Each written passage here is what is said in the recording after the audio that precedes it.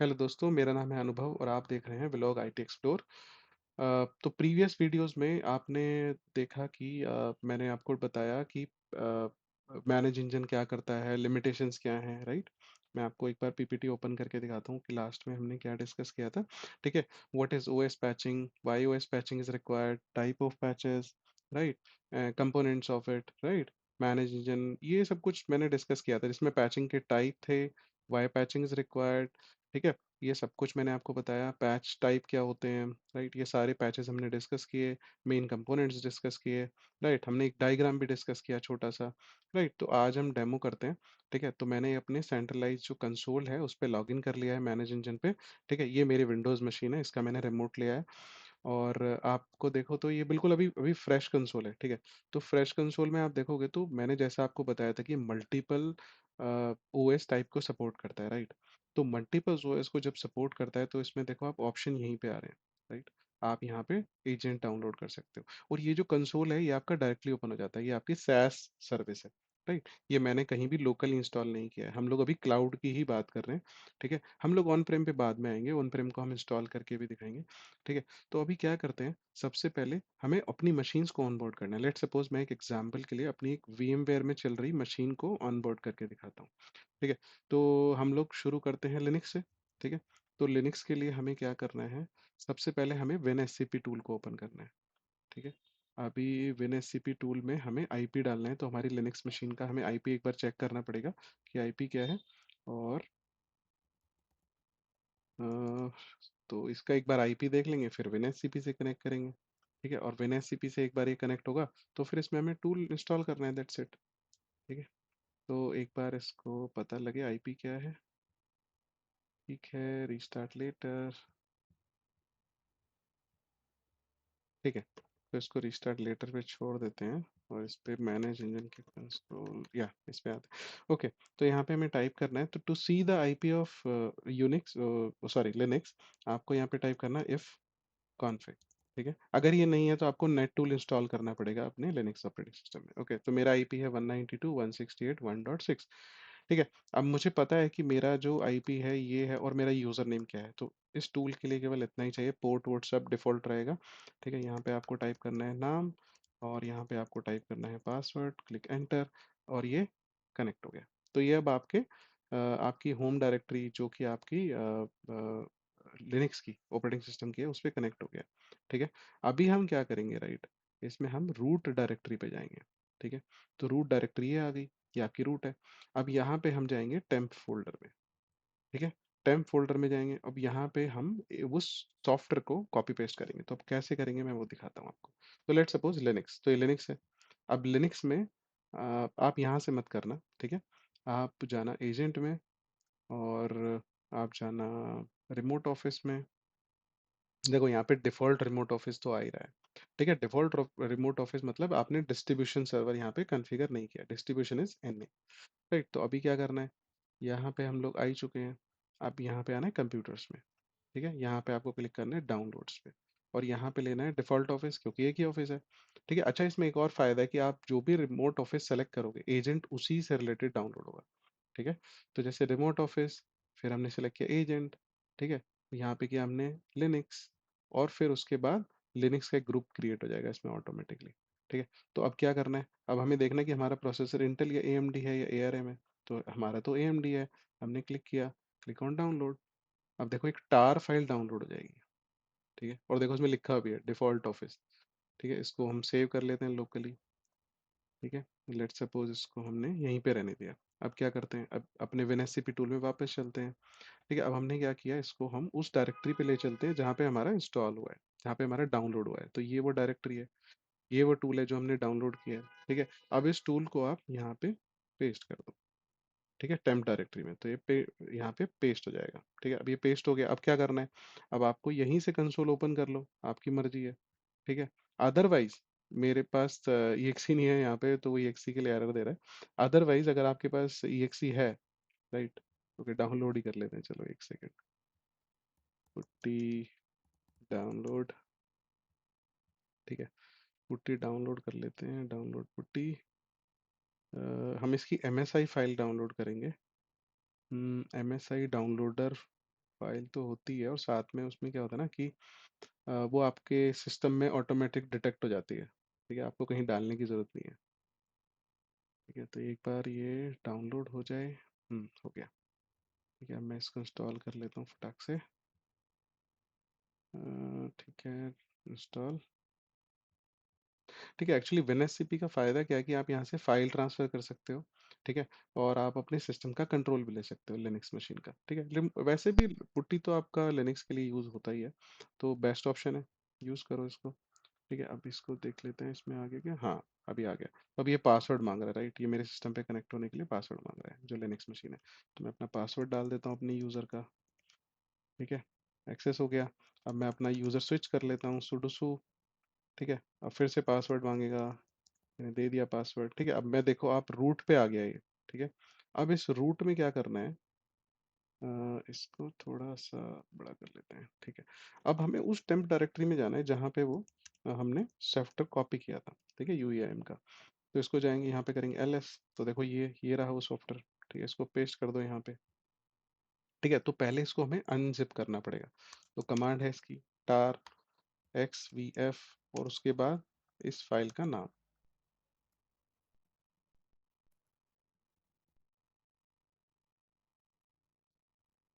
Okay, I think unzip भी कर सकते हैं। टार तो नहीं करेंगे, तो अनजिप भी ऑप्शन है हमारे पास। तो यहाँ पे जाते हैं अपने सिस्टम पे, और अनजिप कमांड फॉर लिनक्स। मैं लिनक्स का एक्सपर्ट नहीं हूँ, इसलिए मुझे लिनक्स का नहीं पता। अनजिप कमांड मुझे पता है कि चलती है, बट पूरी कमांड नहीं पता। ठीक है, तो इसलिए मैं सर्च कर रहा हूँ। ठीक है, तो इसके लिए अनजिप कमांड करनी पड़ती है। ठीक है, और इसके लिए अनजिप शायद इंस्टॉल भी करना पड़ेगा। ठीक है, तो हम लोग इंस्टॉल कर लेते हैं, it is not a big task. इसको इंस्टॉल कर लेते हैं। ठीक है, तो ये इंस्टॉल हो जाएगा, उसके बाद आप अनजिप कमांड यूज़ कर सकते हैं। ठीक है, टार के लिए हम लोग टार XVF वो वाली कमांड यूज़ कर सकते हैं, दैट इज़ गुड वन। ठीक है, तो अभी इसमें लिखेंगे हम अनजिप, और उसके बाद लिखेंगे फाइल नेम डिफ़ॉल्ट, और ये अनजिप आई थिंक हो गया है। LS करते हैं। ठीक है, तो देखिए ये फोल्डर आपका इसमें अनजिप होके आ गया। अब इसको क्या करना है, अब हमें इसके अंदर जाना है, CD UE, और इसको करेंगे UE। अच्छा, इसने, ओके, ये फोल्डर नहीं है, सॉरी, ये फाइल है, आई एम सॉरी। तो इसमें हमें हमें क्योंकि ये फाइल एग्जीक्यूटेबल नहीं है, तो इसको एग्जीक्यूटेबल बनाना पड़ेगा। तो यहाँ पे आप परमिशन चेंज करोगे फाइल की, chmod, और आपको एग्जीक्यूटेबल डालना है +X, और फिर इस फाइल का नाम डालना है। ठीक है, एंटर मार दो, और उसके बाद आप देखोगे तो ये फाइल का ये एग्जीक्यूटेबल मोड आ गया। ठीक है, अ, ठीक है, आप देखोगे तो यहाँ पे इस फाइल को आप अभी रीड ही कर रहे हो। ठीक है, बट यहाँ पे इसको आपको एग्जीक्यूटेबल मोड में लाना है। ठीक है, chmod प्लस, या तो आपको फुल परमिशन दे दो, या फिर एग्जीक्यूटेबल मोड वाली परमिशन दे दो, UEMS। ठीक है, सॉरी। ठीक है, एक बार चला के देखते हैं इसको, UEMS। एक मिनट, इसमें मोड चेंज नहीं हो रहा है। आई थिंक chmod, हम इसको 777 दे के देखते हैं।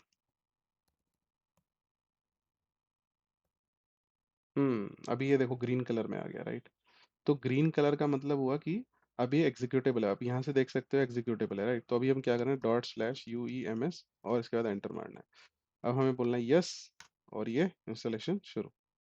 ठीक है, तो पहले वो इसमें इस मशीन में क्योंकि पुराना भी एक एजेंट था, तो हम उसको अनइंस्टॉल कर रहे हैं। ठीक है, और फिर एक नया वर्जन इंस्टॉल हो जाएगा। तो नया वर्जन अभी इंस्टॉल हो गया है। ठीक है, अनइंस्टॉल हो गया है पहले। अब अनपैकिंग द न्यू एजेंट, अब वो न्यू एजेंट को डाल रहा है। ठीक है, जैसे ही वो नया एजेंट आएगा, वो यहाँ पे आपके मैनेज इंजन के कंसोल पे कंप्यूटर्स के अंदर रिपोर्ट करने लग जाएगा। ठीक है, हम उसका वेट करते हैं थोड़ा सा कंप्लीट होने के लिए।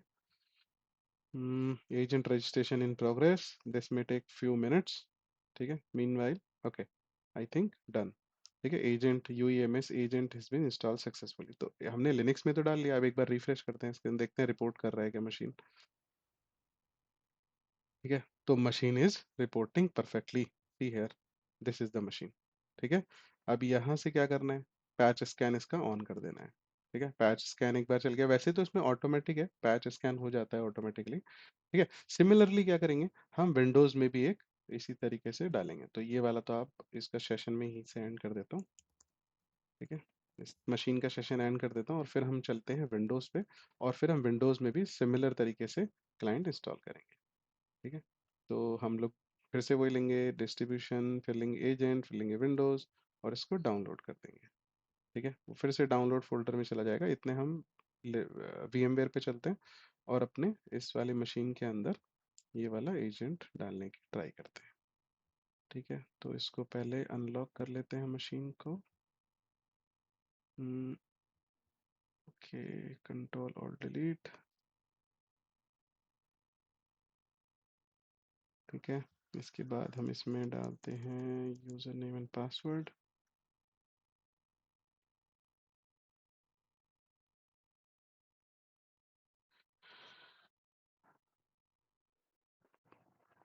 अच्छा, ओएस लेवल पे इसको कोई परमिशन नहीं चाहिए। एक बार आपका एजेंट इंस्टॉल हो जाए तो एजेंट ही सब कुछ मैनेज कर लेता है।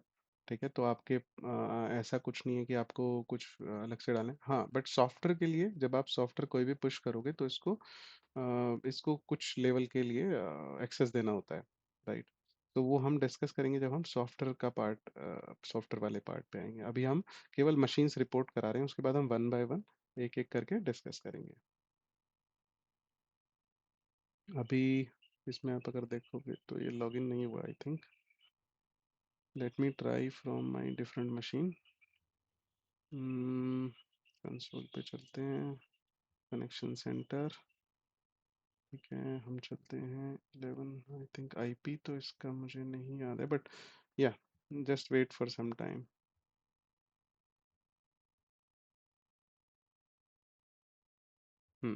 आई थिंक हो तो गया है। आ गया है। इसका एक बार आईपी चेक कर लेते हैं क्या है। और एक मिनट, इसका आईपी देख लेते हैं, फिर अगर ये विंडोज़ मशीन हमारी सर्व डोमेन पे नहीं है तो हम इसको डोमेन पे भी पुट कर देंगे। ठीक है, हम लोगों के पास एक डीसी भी है जो हमारी टेस्टिंग के लिए बना है। ठीक है, तो एक बार इसको चेक करते हैं कि इसका आईपी क्या है।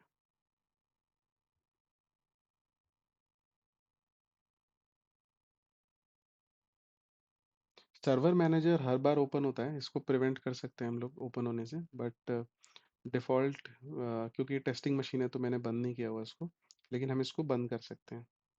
ठीक है, तो just wait for a while, इसको एक बार अप होने दो सही से। ठीक है, तो मशीन में एक बार एंटर करके देखते हैं। थोड़ा स्लो है क्योंकि वर्चुअल पे चल रहा है। ठीक है, तो एक दो बार आप एंटर करके देखो। IP config. ठीक है, आईपी कॉन्फ़िग में आ रहा है मेरा सर्वर नेम। ओके, इसको हम लोग चेक करते हैं एक बार, ये कौन से वीनिक पे मूव कर रहा है। Bridge, this is fine. CPS CPL, let me check the network setting of it, क्योंकि इसका जो आईपी है ये नहीं आना चाहिए। इसका आईपी 192.168 वाली सीरीज का आना चाहिए। एक बार हम इसमें अगर कोई मैनुअल आईपी है तो उसको रिमूव कर देते हैं। Cancel, cancel this, close this and let it open. ये थोड़ा स्लो है क्योंकि ये वर्चुअलाइजेशन पे चल रहा है, और मेरी जो मशीन चल रही है बैकएंड में वो इतनी पावरफुल मशीन नहीं है। This just for testing. ठीक है, तो हम लोगों ने आई थिंक मैनुअली कुछ असाइन किया है, आई थिंक यस। एक बार उसको हटा के देखते हैं। प्रॉपर्टी, IPv4 में जाएंगे इसके, और ये सब हटा देंगे यहाँ से। Okay, okay, okay. तो एक बार इसको ये हट जाए फिर हम लोग इसको ओके करेंगे। डन। एक बार इसका आईपी चेक करेंगे कितना आ रहा है। सॉरी। अभी इसका आईपी आ गया 1.7। ठीक है, अभी परफेक्ट है।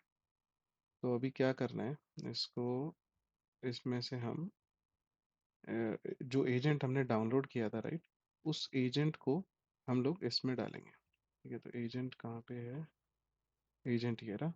इसको हम करते हैं कॉपी और इसको पेस्ट करते हैं अपने विंडोज़ मशीन्स पे। ठीक है, और एक बार ये पेस्ट हो जाए फिर इसको इंस्टॉल करते हैं।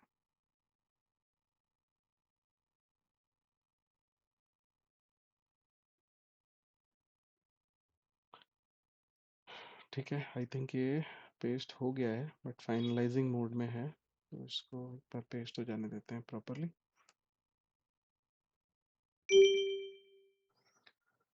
ठीक है, तो ये कॉपी तो हो गया है, फाइनलाइज कर रहा है आई थिंक सेटअप। इस पे राइट क्लिक करो और इसको इंस्टॉल करते हैं, रन एज एडमिनिस्ट्रेटर। और अभी हम कंसोल पे भी एक बार देखते हैं, अभी एक ही मशीन रिपोर्ट कर रही है विच इज़ लिनक्स मशीन। ठीक है, मैं एक बार रिफ्रेश करके भी दिखा रहा हूँ, एक ही मशीन रिपोर्ट कर रही है। ठीक है, अभी हम वापस से चलते हैं अपनी मशीन पे और ये इंस्टॉल हो जाएगा तो फिर वो मशीन भी रिपोर्ट करनी शुरू कर देगी। ठीक है, एक बार इंस्टॉल हो जाए।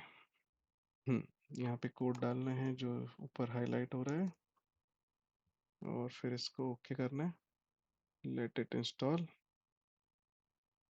It will take some time, ठीक है, depends on your machine. And during this process ये क्या करता है कि अपना एक रजिस्ट्रेशन भी करता है आपके पोर्टल पे। ठीक है, मैनेज इंजन के पोर्टल पे रजिस्टर भी करता है अपने आप को, तो कई बार उसमें टाइम लगता है। ठीक है, तो इसलिए उसके लिए पेशेंस रखना और इसको इंस्टॉल होने देना, इसको प्रोसेस को इंटरप्ट मत करना। ठीक है, लेट इट कंप्लीट प्रॉपरली। एक बार ये इंस्टॉल हो जाए फिर ये रिपोर्ट करने लग जाए, क्योंकि ये बैकएंड में क्या करता है कि अपनी सर्विसेज भी स्टार्ट करता है। इसके लिए एक ट्रबल शूटिंग स्टेप्स भी हैं इसके। ठीक है, अगर रिपोर्ट नहीं करता है तो हम लोगों को क्या क्या करना है बैकएंड में। ठीक है, वो सब हम लोग कैलकुलेट कर लेंगे एक बार कहीं पे भी, और मैं आपको पूरा इसके लिए बताऊंगा कि वो ट्रबल शूटिंग स्टेप्स क्या क्या हैं और हम वो ट्रबल शूटिंग स्टेप्स किस तरीके से परफॉर्म कर सकते हैं। ठीक है, इसके ऑटोमेटिक मेथड क्या हैं परफॉर्म करने के, वो सब हम लोग डिस्कस करेंगे अपकमिंग वीडियोस में। ठीक है, आज की वीडियो में हम लोग जो कवर कर रहे हैं वो केवल डिवाइस रिपोर्टिंग वाला है।